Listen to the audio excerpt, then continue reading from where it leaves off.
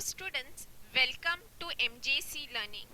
Today we are going to study chapter number 4 and chapter number 5 of your subject Bookkeeping and Accountancy, that is Retirement of Partner and Death of Partner Introduction part.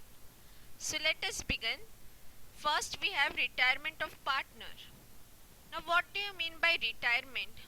So when one or more partner leaves the organization and remaining partners continue to do the business, we say retirement of partner takes place. Now retirement of partner can be due to reasons like old age, poor health or strained relations. Also, retirement can take place with the consent of all partners or as per the terms of partnership agreement or at the retiring partner's own will. Moving ahead, there are certain adjustments that need to be made at the time of retirement. We need to calculate new profit sharing ratio and gaining ratio, goodwill, revaluation of assets and liabilities takes place, also transfer of accumulated reserve and undistributed profit or loss takes place. There is settlement of retiring partners' dues, and lastly new capital of the continuing partners is formed. Next, new profit sharing ratio. So what is new profit sharing ratio? The ratio of remaining partners is known as new profit sharing ratio, in which they are going to share the future profit. Let us understand this concept with the help of an example. ABC share profit and losses in the ratio 4:2:1 and B retires. So what will be the new ratio? So B share is gone. So remaining ratio of A and C is 4:1. So it is by cancelling B's share. So that is their new profit sharing ratio. Next, we will understand what is gaining ratio. So ratio at which continuing partners acquire the share from the retiring partner is called gaining ratio, or we can also say the ratio in which retiring partner's share is distributed among the remaining partners. Then we say it is the gaining ratio. They are gaining or they are benefiting something, and the formula for that is new ratio minus old ratio. Let us understand this concept with help of an example. A, B and C are sharing profit and losses in the ratio of 4:3:2. B retires and A and C share future profits equally. Calculate the gain ratio.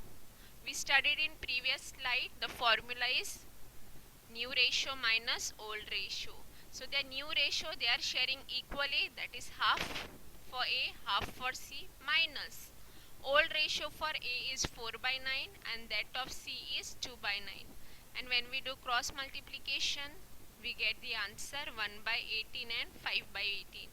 So since the denominators are same, we can compare the numerator. So the gain ratio of A and C is 1:5. Next, there is treatment of goodwill that takes place at the time of retirement. And there are 4 steps. First, we calculate the goodwill of the entire firm as per the partners agreement, including that of retiring partner. Next, we ascertain the retiring partner's share of goodwill, how much he is getting. Next, we calculate the gaining ratio, and lastly there is accounting treatment. So there are 4 scenarios. First, when goodwill of the entire firm is raised and retained in the business. So in that case, the journal entry would be goodwill account debit to all partners capital account, and this will be in their old profit sharing ratio. And also in this case, goodwill will appear in the new balance sheet. Next scenario, when goodwill of the entire firm is raised and written off. So journal entry of goodwill being raised is goodwill account debit to all partners capital account, that will be their old profit sharing ratio. And journal entry for goodwill written off, that will be continuing partners capital account debit to goodwill account, and that will be in their new profit sharing ratio. Now in this particular scenario, goodwill will not appear in the new balance sheet. Third scenario, when goodwill is raised to the extent of retiring partner's share and retained in the business. So journal entry would be goodwill account debit to retiring partner's capital account, and again over here goodwill will appear in the balance sheet to that extent. Next scenario, when goodwill is raised to the extent of retiring partner's share and then written off. So first we are raising it, so journal entry would be goodwill account debit to retiring partner's capital account, and then it is written off. So that would be continuing partner's capital account debit to goodwill account, which will be distributed in the gain ratio. We already studied in previous slide how we calculate the gain ratio. And in this case goodwill will not appear in the new balance sheet. Next, in case goodwill already appears in the old balance sheet. So in this case we calculate the difference in the amount of goodwill, which can either be shown in profit and loss, adjustment account or revaluation account, or it can be shown in partner's capital or current account. Moving ahead, treatment of accumulated profit. Now accounts representing undivided profit should be transferred to partner's capital account, including that of retiring partner in their old profit sharing ratio.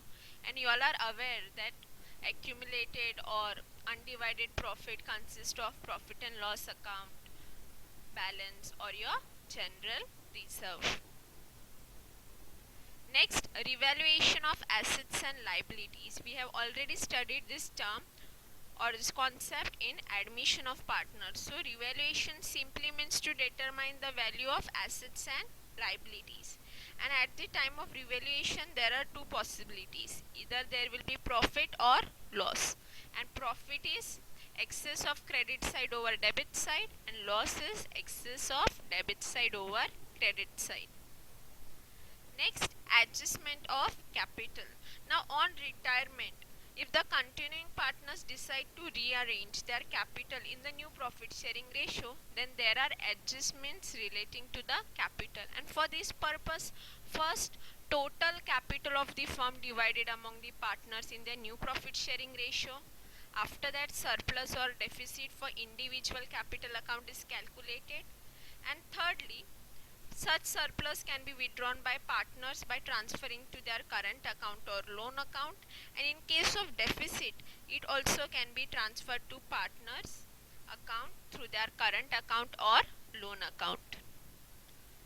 We'll start with death of partner now. A death will seize a partner, meaning a partner no longer will be a partner in the partnership firm, and therefore it leads to compulsory retirement, because death is inevitable part of life. You cannot escape death. And on death, again there is new profit sharing ratio, gain ratio or benefit ratio, which we studied just now. It is same as that of retirement of partner. Then there is revaluation of assets and liabilities. Now the benefit arising out of this revaluation will be transferred to the representative of the deceased partner. Also there will be settlement of amount due, and this amount due to deceased partner is then transferred to his executor or nominee. And accounting treatment is similar to that of retirement. So I hope you all have understood the concept of retirement of partner and death of partner. Thank you.